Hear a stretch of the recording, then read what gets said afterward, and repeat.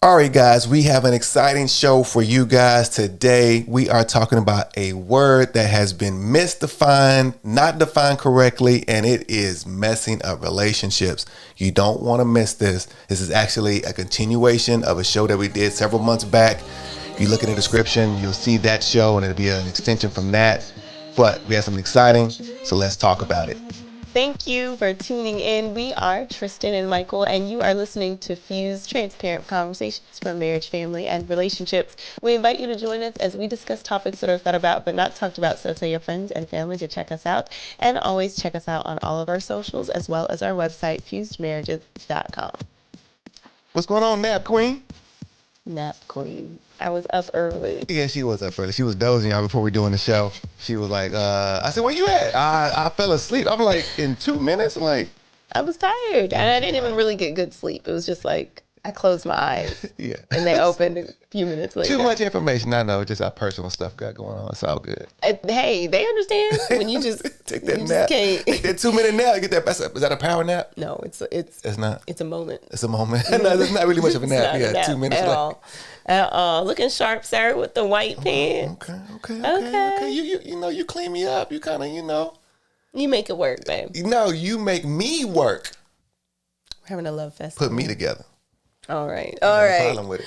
So today's topic is really going to be something that, as you were kind of talking through before, like in our pre-show, you were talking through why we need to revisit. Today we are revisiting a conversation, but the topic of today's show is Your Definition is Wrong. Talk about it and why and what we're revisiting. What are we doing today? That's a wide open like title. Your definition is wrong. Like so many things could be defined by that can be taken a lot of different ways. Anyway, I was kind of having a word moment in my head. Okay. Per the norm. But yes, we thought it was very important for us to revisit. There's an episode we did probably about 4 months ago. The number one reason why marriages fail. And we talked about the issue of pride. And we dug into it quite a bit, but I think there's some more. It's just something we say, you know what, let's just try to make sure people understand what we're talking about when we're talking about what actually happens when people actually fail in a marriage. I mean, because of pride. And we think that may be the number one reason. No, data may show differently, whether it's finances, it's going to go back to pride. Whether it's having sex, it's go back to pride. So basically what you're saying, because you're going through already. I ain't started yet. I'm just getting warmed up. Go ahead, though. So what you're saying is today's show is really based on revisiting of a previous show, why marriages fail. Yeah. And what you're saying in this moment is that pride is fundamentally the reason for all failed marriages and relationships. That's my hypothesis, is that we would say, in the scientific world and the engineering world, we build a hypothesis around an idea and then try to go prove that out. Somebody may have a different opinion about it, but that's an opinion. I'm coming up with some information to support the hypothesis to show that, there's actually some validity to it. Okay. Did I put that together all right? Yeah, you on one today. You on one. Okay, let's do it. All right. So the question then is you said the topic of the show is people having the wrong definition. So what do you mean by that? If we already believe that it's based on pride, then what do you mean the wrong definition? So I thank you very much for just kind of leading me, and he threw the alley-oop so I can kind of go do what I need to do with that. Alley-oop was a basketball term. People may not know. They're like, what is an alley? What? This is a marriage? I thought this was. Anyways, you gave me a good lead in. That better? Go ahead. Gave me a good lead in to really the next, really kind of how I want to open this up. So there's a definition. If you go look it up, Google it, Webster, wherever you go look it up. Encyclopedia Britannica. Then you have those, you have a list. Anyway. I love Encyclopedia Britannica. Yeah. So, but if you go look up the word, now we can go Google it, whatever have you. The word of the pride definition, right? This is the straight definition: a feeling of deep pleasure or satisfaction derived from one's own achievements. Okay. Hearing it, you know what? It's okay. Nothing wrong with that, right? I have, satisfaction derived. Okay. Pleasure. Okay. You know what? I feel good about some things maybe I've done. That's how I would, if I'm just listening and hearing and reading and kind of dissect this definition, that's basically what I get out of it. And really kind of how, I'm going to say people define it or maybe use it rather, I got some examples, right, of how maybe pride could be used, right? Just to say in everyday language, everyday conversations, everyday situations. I've done it. You've done it. You guys have probably done it. Just used it just in a way that, you know what, it's harmless, right? And one of them is, okay, she took great pride in helping her community.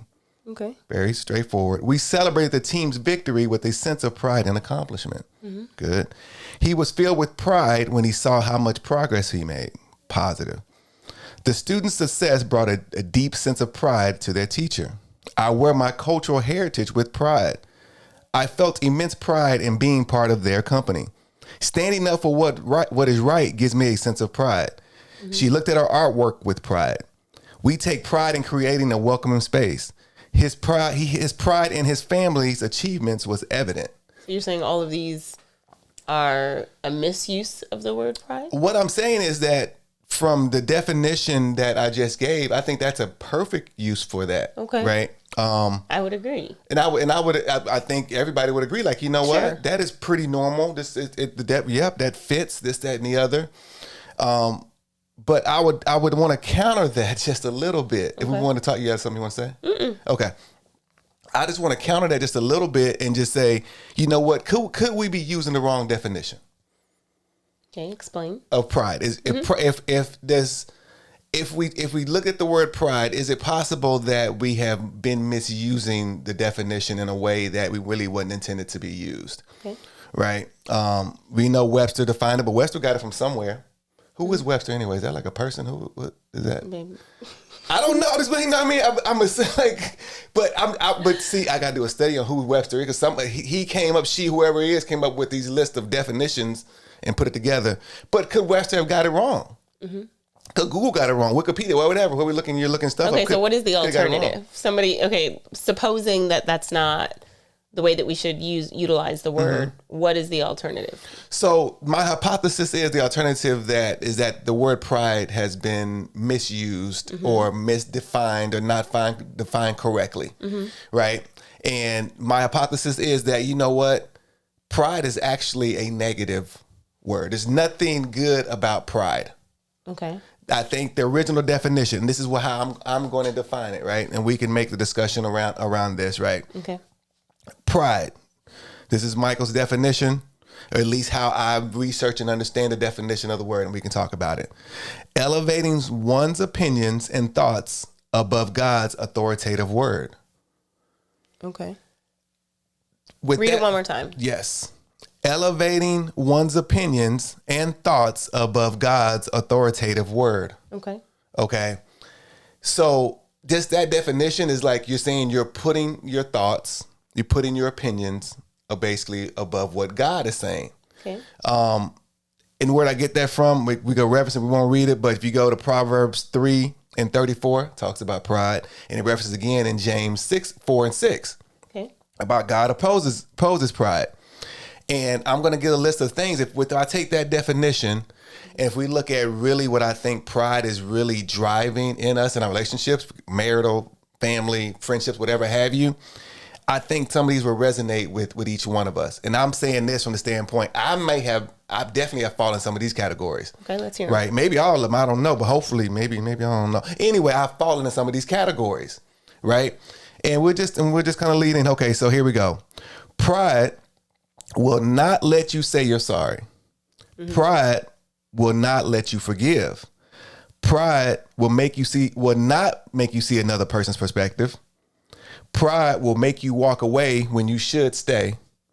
Pride will make you stay when you should walk away. Pride will make you not go to the doctor. Fellas, raise your hand on that one. Pride will make you put your own needs above others. Pride will make you abuse power. Pride will make you use people. Pride will actually make you destroy you. And if we look at what's going on in today's world, right, I think we can see a lot of that is happening. Right? Whether it's abuse of power, whether it's people can't say I'm sorry, whether it's, say us men not going to the doctor. And I can talk that from a personal standpoint is like, hey, I feel good. But really what I'm saying is it's about me because I feel good. I'm not saying, what if you think, I want to make sure, Mikey, not that you feel good now. I want to make sure you're good for the long haul. I'm like, no, I'm not going. that's a prideful stance that I've had to say, you know what? No, I mean, see me, I'm working out, I'm walking, I'm eating right. I still should go to the doctor though, because it's not just about me, right? We have kids, we have things, we have legacy we're trying to build. We want to make sure, you know what, understand all the dynamics of that. So just a few examples there. So I'm believing that pride has been misused in a way and really be given the wrong definition. And since we've been using it wrong, right, in how we're speaking about it, but it's actually creating an alternative world that we don't even really realize is happening. Okay. Is that a lot? Is that too much? No, it's interesting. No, it's interesting. Okay. You had some thoughts. Might be too much. That. I don't know. Yeah. No. I think I'm wondering, because based on what you're saying, both can't be true at the same time.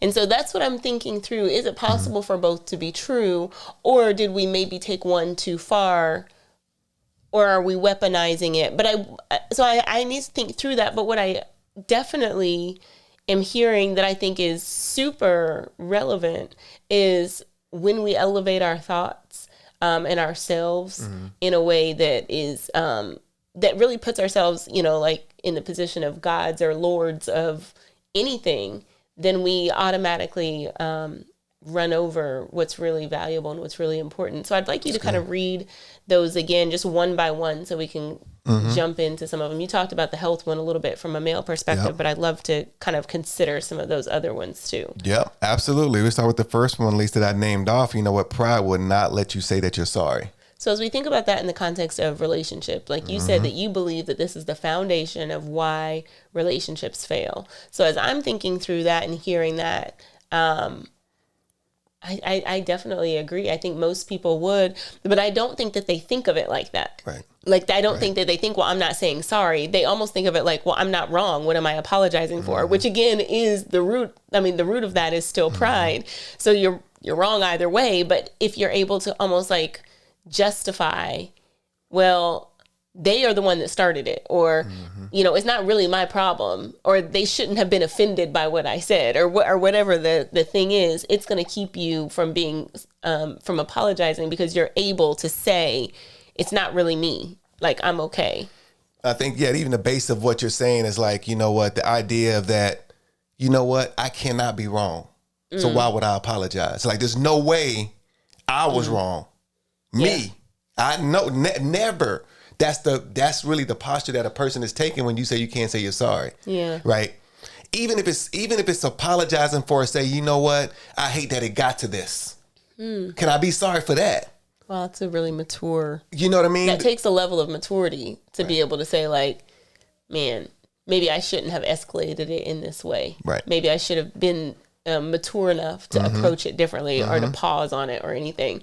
So that is a lot, and it makes me think of like even something from our own relationship when we first, well, not even when we first got married, but like you're very like you think through things. Even like I was teasing, but you think through all of the show topics and in life. And I remember when I would bring you something, and it would be like, no, I've already thought about this. Like I've already thought through this. Like this is the right answer. And it may have been, but it might not have been. Right. But especially when we first got married, I would get offended because I'd be like, I'm not a child. I can't even contribute because you would have thought through this. Yeah. And we would debate about that. And it was really challenging to hear. Sorry, I want to say another thing before you go to the second one. It also, you also have to think about like what you grew up seeing and how that impacts your ability to reflect and to say, you know what, I should apologize, or I have some responsibility in the outcome of this conversation or relationship or anything like that. I think that that's important, because if you didn't grow up hearing your parents say sorry for mistakes, or if they didn't apologize to you for something, oh, I picked you up late, I'm so sorry about that, versus like, well, at least you got a ride home. So, like, or whatever. Parents have done that. We've done that. I mean, hey, but that's a lesson for parents to say, hey, sometimes you do have to apologize to your kids. Yeah. You have not always done it right. Show. Yeah, that is a whole show, because there are some, and maybe this is you, but there are some parents that don't believe that their kids are owed an apology for anything. And I'm not one of those parents. I think it's important for them to recognize and for your spouse to hear you apologize and for you to be on the, there to be reciprocity, for you to also receive apology when you deserve apology. So, so I think that what you grow up with can impact your ability to even say it. Right. I apologize, I shouldn't have done, or maybe I should have done this. So anyway, number 2. So number 2, actually I'm gonna go to at least number 3 on my list here, Okay. but number two for what we're talking about discussion is, you know what? Pride will not allow you to see another person's perspective. Yeah. I think that's a big one, right? With being able to put yourself in somebody else's shoes for a moment. Yeah. It's hard. That's hard to do first, but that's very difficult to do. You can't say like, oh yeah, I can just do that. Unless you've been through it, and nobody's been through everything somebody has been through every single way, every single step. Right. You've been to maybe pieces of what they've been through. So like to be able to say, okay, you know what, take a step back. Maybe they're doing this because of these things. I just don't see it. I can't understand it. I can't process all of it. So I got to give them a little bit of grace, a leeway to really kind of work that thing out. Yeah. As a society, like a global society, I think we all really struggle with the ability to put ourselves in other people's places and to try to consider why they may have done something. So, some of it might be from childhood. Some of it might be because I've had a bad day. Some of it might just be like I'm in my feelings in the moment. But even just being able to say, like, how will this affect my spouse long term or my neighbor long term, or why are they saying it this way? I think that it's important for us to be able to do that. And I think about this, especially in the context of like faith-based communities. And I'm thinking specifically denominations. Like, okay, I think it's sometimes hard for us to have dialogue because we're so busy, like, I'm right, you're wrong. Like, we can't even have a conversation because it becomes, I have to defend myself from your offense. And we do the same thing in relationships. So now I have a guard up because I don't think that you're going to see it my way, or you don't see it my way. So now I have to protect myself. And what ends up happening really is that need to protect yourself goes beyond that conversation. Right. That's just one brick in that wall. And as every argument, every debate, every time that I have to protect myself from an offense, every time that I don't feel protected, then you put up another brick on that wall. And at some point, that wall is the division between you and your partner. And now there's no real relationship because there can't be intimacy with this brick wall in between us. There can't be real conversation that is heard clearly through this brick wall. That doesn't exist. And so it's necessary that if you have built up a brick wall, you need to take that thing down. And it really is layer by layer. As long as it took to build it, it might take quite some time to pull it back down. It's not something that you're just going to, go to counseling one time and the whole wall is going to be blown down. Right. Or you're going to have one really good long conversation. You're like, oof, I got through that. I'm done. That's going to take some time to take that down brick by brick and to rebuild trust, because trust is going to be necessary if pride has built the wall. No, that's big, and I'm gonna take another spin on what you just said, and I have a kind of a bone to pick with some people. Yeah, you've dealt with it too, probably. Some people, this is going to be almost counter to what we said about you cannot see another person's perspective. Some people can always see your perspective. You know what? If you say you've been through something, I've been through that too. Oh. Hey, you know what? I got the situation where I've been through that too. Oh, we. My mom did this, my sister did that. Well, I've been through that too, and like. I'm like, right. Everything, their pride is so much like, oh yeah, they ain't seen it all. It's like they ain't nothing they ain't seen and not been through. You know what? It's gonna be all right. I done been through that too. Like, hold on now, you gotta be careful on the opposite side of that. And that's something that really gives like a little pet peeve of mine. People kind of like talk that way. I hear that often when it comes to somebody passing, and I hear about it from parent to child. And I would say that when somebody's passing, be very mindful of how you communicate, because you might have had somebody pass. You might have even had that same parent or child or friend or loved one pass, but it's not the same experience. So managing your words, because sometimes we try to pacify. And then another way that I hear something that you just said is, well, not only pacifying, and that can be from any age, but is an older to a younger, a parent to a child, a mentor to a mentee. What happens is you invalidate, even if it's unintentional, but you invalidate somebody's experience. And that causes great harm, great dissension in the relationship. So if you've done that, it's important that you apologize. So, you know what, I was thinking about this thing that happened last night or last week or 2 or 3 or 4 weeks ago or a couple years ago. I was thinking about this and I was wrong. That's important. Like the admission or confession is healing to the relationship, no matter how much time has passed. And they might be saying, oh girl, I forgot about that a long time ago. But it's important that you affirm, well, you might have forgotten about it, but I caused an offense that I'm responsible for apologizing for. That's good. So, no, that's good. That's real good. We're going to go to the next one. Yeah. So the next one, I think it really, in a way, in my mind, because my mind goes straight, it addresses some things that men have done, particularly us men. And the one I'm going to read off is, it'll make you walk away when you should stay. Okay. And why it resonates with me from the man standpoint, oftentimes our women want us to maybe do something different, do something more or something.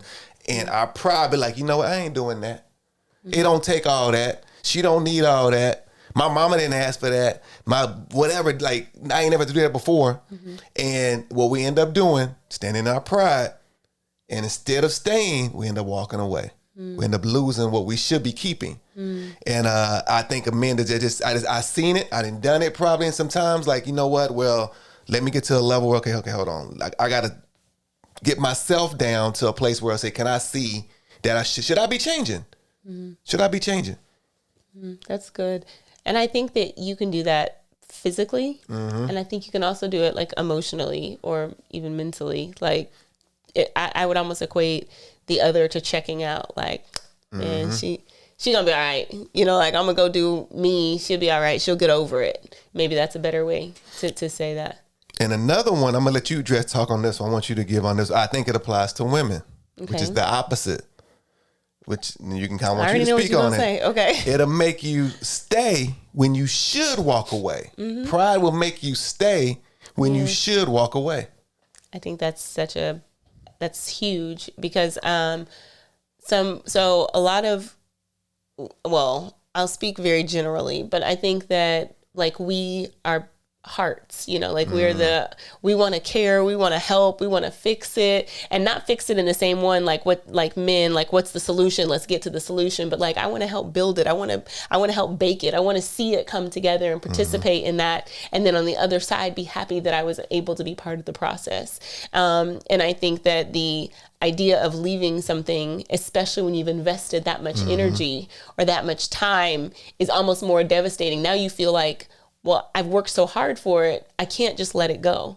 And we stay in some things far too long, some relationships. And you know, people that watch our show, there is a lot of married people, but there are also single people. And I mean, we have a well-rounded audience. And so for those of you that are in relationships and you're seeing the signs, sometimes as women, we ignore some of those signs because we think it will get better. But when you start seeing those red flags, I think it's important that you step back and objectively say, okay, let me think about this. Is this a trait that I'm going to be okay with long term? Is this something that I should continue to put up with? Particularly when we're talking about different forms of neglect or abuse, or somebody that might intentionally hurt you, like not just physically, but emotionally. Those are some things that you really need to reconsider if this relationship is even worth the investment. Because if it's time to walk away, I think what we're saying, walk away. I think overall what we're saying is evaluate yourself and see what areas you might be prideful in. Really, it's the why, right? I think what you're saying, at least what I'm hearing you say, really evaluate the why, right? Is it really the why is my pride because I put so much into it and I know it's bad, but the fact I put so much into it, I take pride in the fact of the time versus myself or the relationship. The time is really the valuable part to everything, and I value that in a relationship, and really I'm suffering in the midst of that. And that's sensitive topic, right? So you got to evaluate that on your own relationship. Each person got to do that in a unique way. Yeah. Well, I want to give you the last to this. I just want to say that as we have revisited this, I think really I think I've said it several times in other shows, but this need to be introspective and to say, for real, not letting, somebody else can say it about you, but it's your responsibility to evaluate yourself. Say, okay, in what areas might I be prideful? Might I be using the wrong definition for how I'm operating in my relationship? But the last word for the show. I guess the last word, so the only thing I would say, the main takeaway, would be to start using pride for what it is, which is really, in my opinion, and what my study of saying, it's a negative word. Try to only use it in that frame, right? In that reference of something that, something I shouldn't have, something I shouldn't be doing, and stop mixing the positive side of which kind of what we do from the Webster side of it, definition of it, with what I think is actually the real definition of it, right? Which is something that we shouldn't have, something we should be pushing against, something we should be not trying to not to have. That'd be kind of my main things I would say. Okay. Very good.